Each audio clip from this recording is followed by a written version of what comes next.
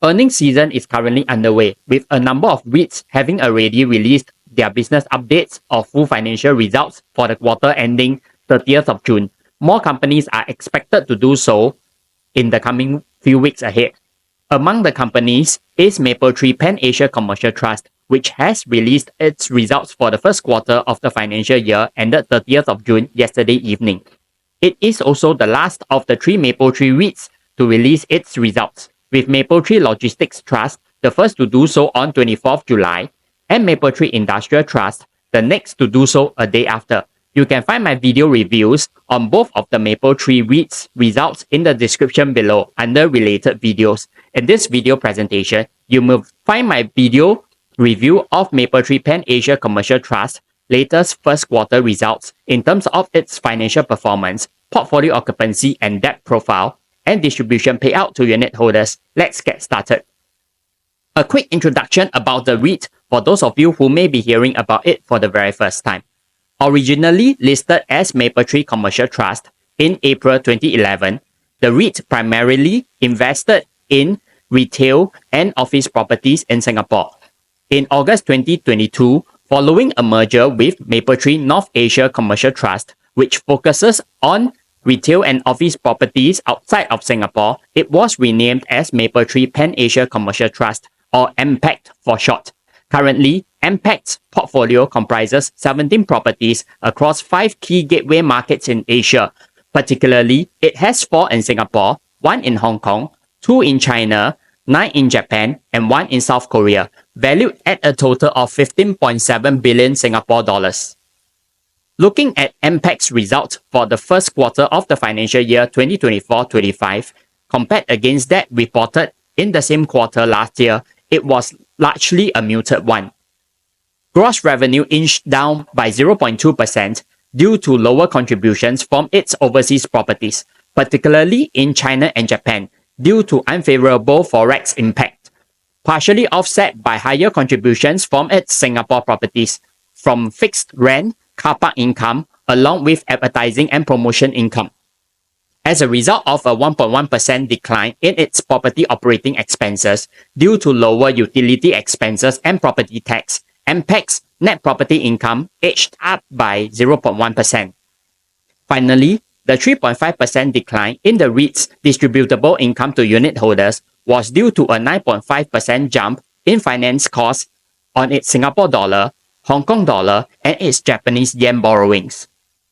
Moving on to MPACT's portfolio occupancy profile, where I will be reviewing the statistics reported for the current quarter under review against that reported in the previous quarter 3 months ago.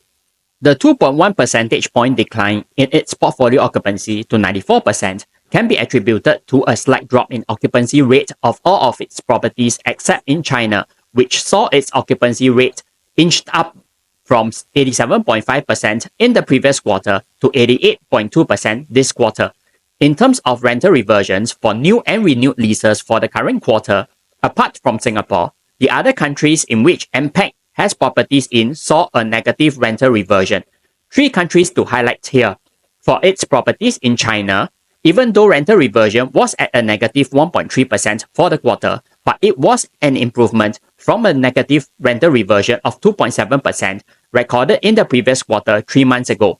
However, for its properties in Japan and South Korea, compared to the previous quarter, its rental reversion suffered from a decline in negative percentages, which means to say we can expect revenue contributions from these 2 countries to further weaken in the coming quarters ahead. As far as lease expiries are concerned, they are very well staggered. In the coming 4 years, including the remaining 3 quarters of the current financial year, it has an average of 10% of retail leases and 10% of office and business park leases due for renewal each year. Let us now take a look at MPACT's debt profile, where I will be reviewing the statistics reported for the current quarter under review against that reported in the previous quarter 3 months ago. Comparatively, its debt profile was little changed. As far as its aggregate leverage and interest coverage ratio are concerned, following the completion of the divestment of Mapletree and Son on 31st July, with proceeds to be allocated towards debt reduction, it will be improved to 37.6 and 3.3 times respectively. Another thing to note here is the REIT's debt maturity, which is well staggered out, where it has an average of about 16% of borrowings due for refinancing each year over the next 6 years, including the remaining 3 quarters of the current financial year under review.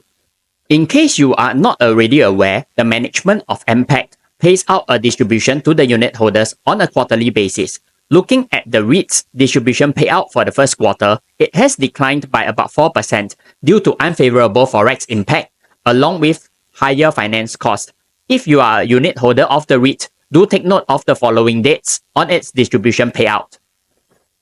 Overall, it was a mixed bag in my opinion. The muted financial performance was very much within my expectation, considering there are no new acquisitions, plus the fact that the strong Singapore dollar is going to negatively impact the revenue coming in from its overseas properties. No doubt the REIT's portfolio occupancy declined slightly compared against the previous quarter, but the portfolio occupancy rates of all its properties, except for China, are maintained at a high of above 90%. For its China properties, no doubt it is still at a negative rental reversion, but it has improved from the previous quarter.